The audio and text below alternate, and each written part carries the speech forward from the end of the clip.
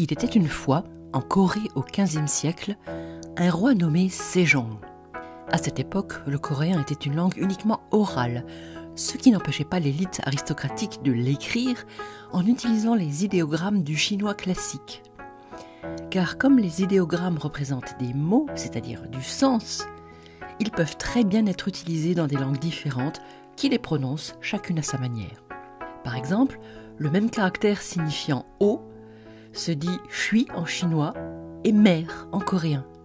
Tout comme le même chiffre 5 se dit « cinco » en espagnol et « five » en anglais.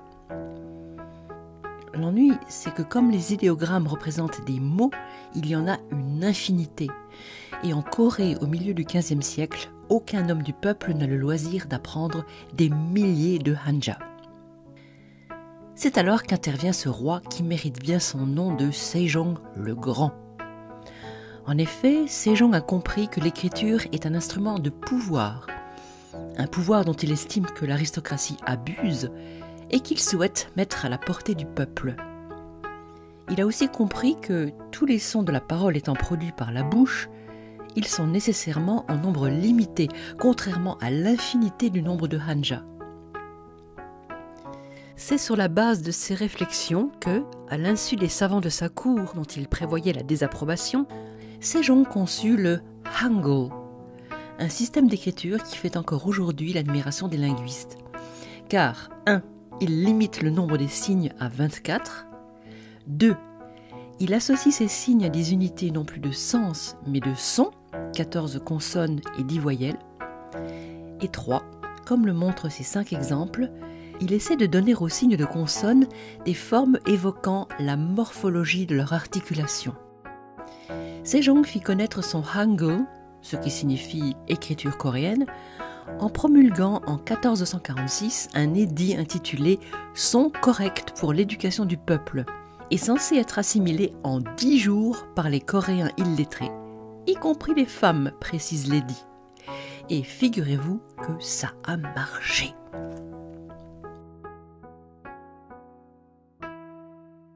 En 1504, 54 ans après la mort de Sejong le Grand, le Hangul fut interdit par ses successeurs.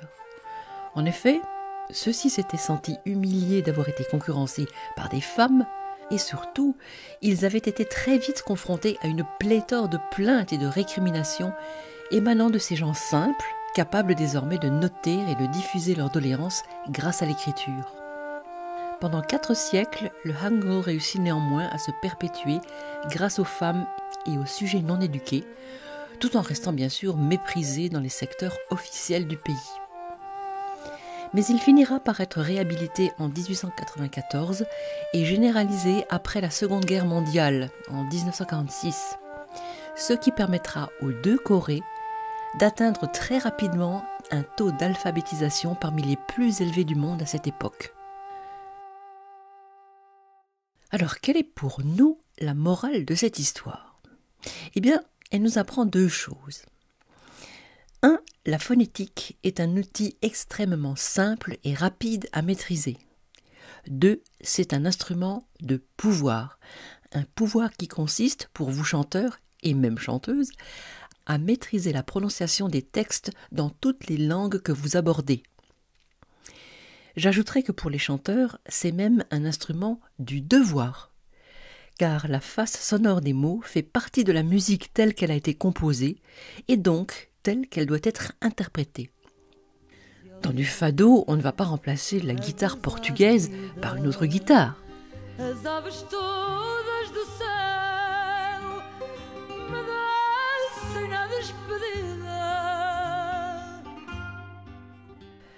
Dans de la musique turque, on ne va pas remplacer le si bémol haut du mode Hüseyni par un si bémol normal.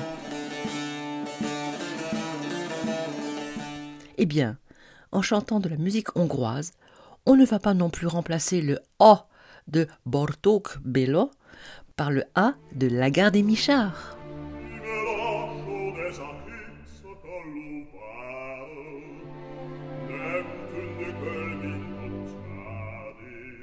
Vous êtes convaincus ? Eh bien, on va suivre l'exemple du roi Sejong en commençant par observer notre appareil phonatoire. Ce sera le 3e épisode de la musique des langues.